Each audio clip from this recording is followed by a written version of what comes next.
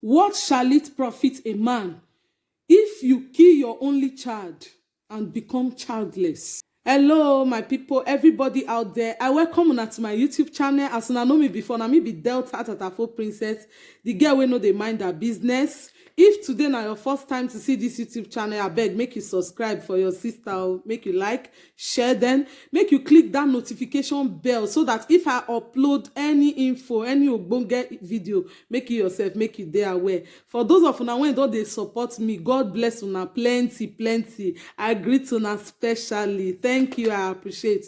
Today matter, I just dey vex. The thing dey touch me. The thing I just dey vex. I don't know why this life dey like this, my people. Make una lis ten o, and una go still talk una opinion put for this thing when I wan talk, this matter when I bring come so. Wetin papa do im own pikin, im own son, im own blood.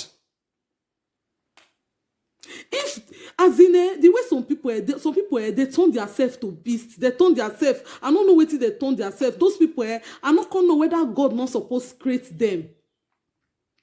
Papa beat his own pikin to the extent he used naked wire, koboko, take flog the pikin. 3 years old boy, 3 years. Pikin when just dey start his life come newly, when he never know anything. Now papa beat like that. Which kind eye dey pepper you? Which kind body dey pepper you, oga? When make you go do that kind thing? My people, na story o, na dey bring story. Na one Ghana man. This time not be Nigeria o. Ghana man. Wetin be that name? Ebenezer Nana Bosu. One Ghana man wey they call Ebenezer Nana Bosu. Now beat a 3 years old son. In fact, he scatter all the pikin body. Even if you see that man self, you feel vex, use one follow and for eye. That man is heartless. The man no get conscience at all. Who does that? According to the news, this man with the mama, this baby mama, they don't separate. Wetin make them separate? Because of the torture. When the man they use the woman, they go to women, make una they watch well before una they enter. All the time now they talk am. And they talk am for my live broadcast. Marriage no be do or die affair. Watch well, look well before you enter. Because some men no be I know say some women no good though, but some men they no be at all. They no just follow. This bad where they say so. He not get country when bad people not do, but this one he do this one. Ebenezer Nana Bosu, you do this one. You do this one, I swear. Say because, okay, see the reason when make this man they beat this pikin. No. Say because the pikin they bed wet, the baby they piss for bed. 3 years old child. When he beat say, the time when I they grow up, I know say one of my brother don't big, he still the bed wet. Now so my papa they package jam. My papa they package jam. Because my papa say now so in bed wet still. So if you see him pikin, when he dey bed wet, you know they blame him. But this man just turn himself to a monster. Now so they use wire. They flog 3 years pikin. Ebenezer, you get luck say you don't dey police custody. If I catch you, say no to child abuse.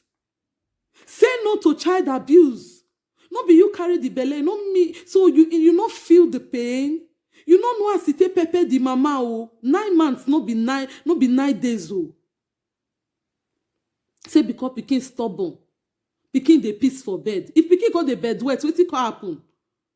10 years the bed wet, na packaging. Ebenezer Nana, because of wetin make the pikin mama say wetin make am comot for the man hand because of say they go through torture from the man. Say na so body dey pepper the man, anything don't collect, anything she don't collect.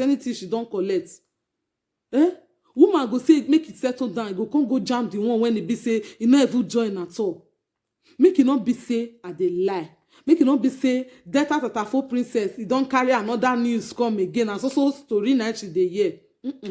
This one, my 2 eye, I watch am. So I want make you still watch am. Oya, look am for yourself. Look am, make you drop your comments whether to dey beat pikin good. Drop your comments whether to dey beat pikin. No, you even beat your pikin, not pay me o. 3 years. You think say na only one person dey born pikin? If I catch you, Delta Tatafo princess catch you, Nana, even that jail when they wan carry you go, so you go know say e dey learn. Abeg, my people, make una see for yourself. Make una give una opinion whether wetin this man do e good.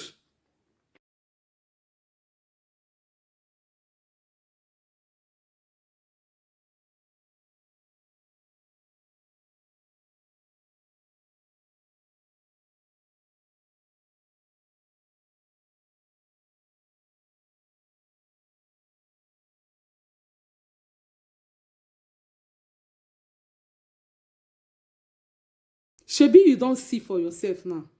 Una don see wetin Nana do. Una don see wetin Ebenezer, Ghana man, he do to him own son. Now dey feel am. Mothers, make una dey get sense. No be say the mama leave the pikin for the man, say just leave am, call leave am comot like that. No. The pikin dey the mother custody. But as at April, because the woman say they call the man no dey pick. E go dey call the man no dey pick. And the pikin, you know say some children they drag papa well, they like papa well. My daddy, they finish us. So you they see they do my daddy. And the mama say, okay, make he carry pikin, make he go see papa. For April, now they can still do, that time the baby won't complete 3 years. Now they can still do the baby birthday. So it be like say the mama now call leave the pikin for the papa, say make it son spend time with the dad. Na so Nana te start o, as mama comot finish o, say pikin dey piss for body o, pikin dey talk to her no dey hear o, pikin too stubborn o, Junior too stubborn, because the baby name na Junior. Junior too stubborn o, e dey bed wet o, e no dey hear word o. 3 years o. Make una see story o, my people. 3 years.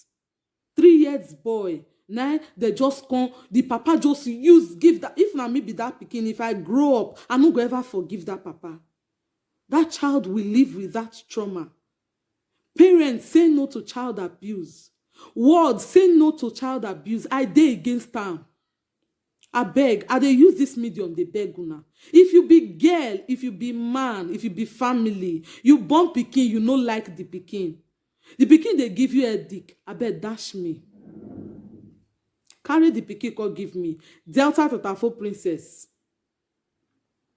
Just drop your comment for my YouTube channel, or you go my Facebook page, you drop your comment, say please oh, I want to talk to you privately. Then I go tell you, may you send me your number. I go call you. Then we go talk as I want to carry the pikin. Then when you go beat your own pikin like that, dash me the pikin, carry and give me. I use go beg una. Junior too stubborn. Now so mama now. The man go dey torture this pikin, they torture am. Neighbors no fit bear am again. Now neighbor call attention of the mama, say madam come o. If not, they go kill your son before you come. Now mama take go. As he reach there, it can't be like AliExpress package. What I ordered for and what I got. Not be the way they leave pikin, not be so. He can't go meet his son. No. Junior body don't kasora. The man don't finish Junior body. Nana, hell. I dey watch that thing as I dey see am, I dey cry. I dey cry because pikin when I born, you no try am, even if na you be the father. No beat my pikin. No try am. Because I know as it take pay me. I know as I take carry am 9 months when I take dey restless. No try am with me. If my baby stubborn, caution am. If your child stubborn, caution am. Beating not be the option. Giving that child mark is not an option. Bed waiting, no. 4 years they wear diaper. 5 years they wear pampers. Now a lawyer they plead now make they release the man. Wait till una see. Wait till make una drop una comments. Make some people they use and they get sense. Lawyer now dey plead make dem release the man. Court say dem no go fit release am. The man excuse when he give for court say na discipline, he dey discipline his son. Say dey discipline his son. Say he mean no harm. Nana Ebenezer Bosu, my God go judge you. If na matured boy you do like that, na I go say maybe insult you. Even if he insult you, na normal thing. Pikin dey insult papa, pikin dey insult mama. Na for you to forgive. Because for children to dey grow up, e dey take God's grace. For you to put them for the right track, e dey take God's grace. You dey back them up with prayer. But this will not be so. You say you dey discipline your pikin. Which discipline? You dey discipline 3-year-old boy, 3-year-old junior. When make you go use wire, cane, different sort of things, they whip pikin to, you can't cut all the pikin skin. Mama Junior, this video fit reach your hand. You see that man, even if he no go jail, he come back to you, you gree for him. My God go judge una too. Because for that mark go come on for Junior body, because now Junior dey hospital, Junior dey receive treatment. Why Nana dey prison for now? In case he dey court, Mama Junior now he dey cry.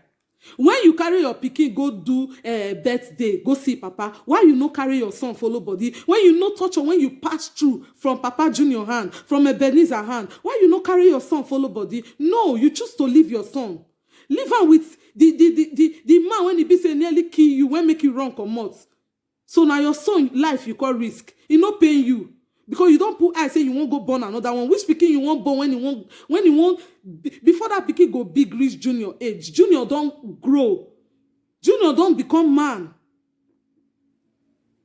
Parents, this one are my advice from me to now. Learn to take care of your child. If you know you cannot take care of your child, don't bother making that baby. No bring innocent pikin come life. If you know say you no go fit take care of your pikin, you no go fit protect your pikin, no bring am come life. I don't slap one woman one day because of your own son. Who I talk about so know herself, and she go watch me. The day you conk small pikin. She receives slap from me. I don't care. If you like, verse for me. If you want beat your pikin, no beat am for where I dey. No give am that torture for where I dey. I don't accept that. I won't take that from you. Even if na your son. Not be one person dey born pikin. Because you go get am hot for me. When it comes to children, I don't joke with them. So parents, learn to protect your child. Learn to take care of your children. They are the future.